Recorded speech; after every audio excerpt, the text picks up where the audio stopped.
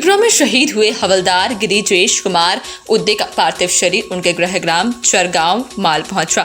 बता दें कि शहीद की अंतिम यात्रा में भारी जनसैलाब उमड़ा और पूरे रास्ते में लोगों ने शहीद के शव पर श्रद्धांजलि अर्पित की। वहीं शहीद को गार्ड ऑफ ऑनर के साथ अंतिम विदाई दी गई और शहीद को उनके बड़े बेटे ने मुखाग्नि भी दी। शहीद की अंतिम यात्रा में केंद्रीय इस्पात और ग्रामीण विकास राज्य मंत्री फग्गन सिंह कुलस्ते सहित जिला प्रशासन और पुलिस के अधिकारी कर्मचारी शामिल हुए। तो वहीं मुख्यमंत्री शिवराज सिंह चौहान ने न सिर्फ शहीद के बेटे से फोन पर बात की बल्कि 1 करोड़ रुपए की आर्थिक मदद के साथ ही परिवार के एक सदस्य को नौकरी देने का वादा किया। शहीद के नाम पर स्कूल का नाम रखने का भी वादा किया गया।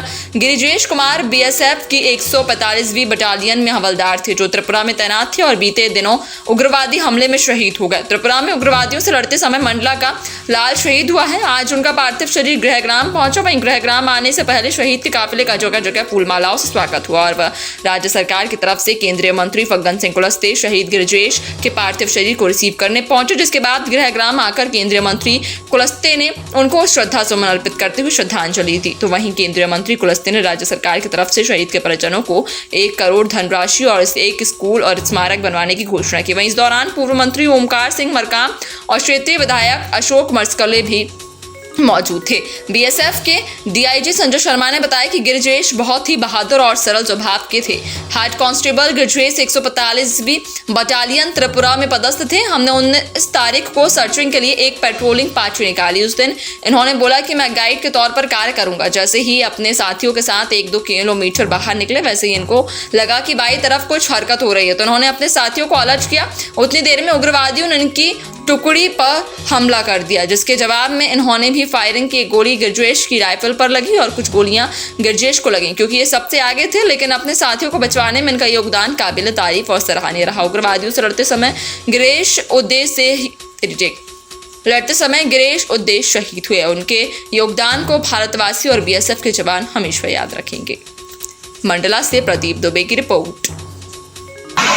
देखिए, गिरिजेश देश के लिए, देश की सुरक्षा के लिए और विशेषकर त्रिपुरा और भारत और बांग्लादेश के सीमा पर उनने अपनी जान इस देश के लिए मोबाइल की।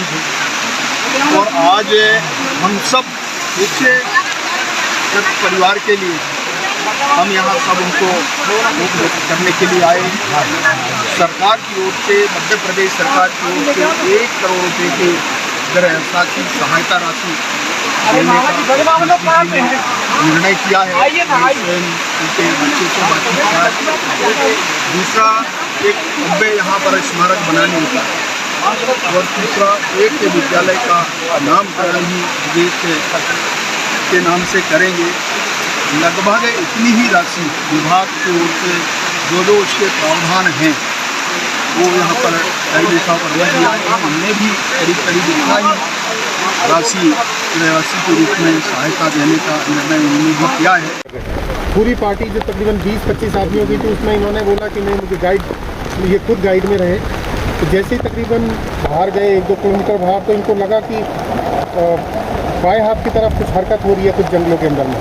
इन्होंने तुरंत भापा कि हाँ, वहाँ पे कोई उग्रवादी हो सकते हैं और इन्होंने पूरी पार्टी को सतर्क किया।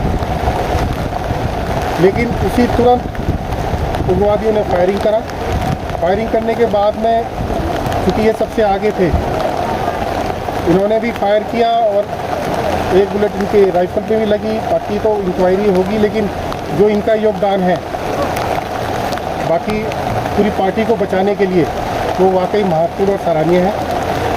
इन्होंने लीडरशिप क्वालिटी दिखाई अपनी और कार्य किया। इनकी बिटिया की एक आपसे डिमांड की गई है कि वो उग्रवादी जिन्होंने कि इनके पिताजी को मारा है उनका सिर काट के लाया जाए।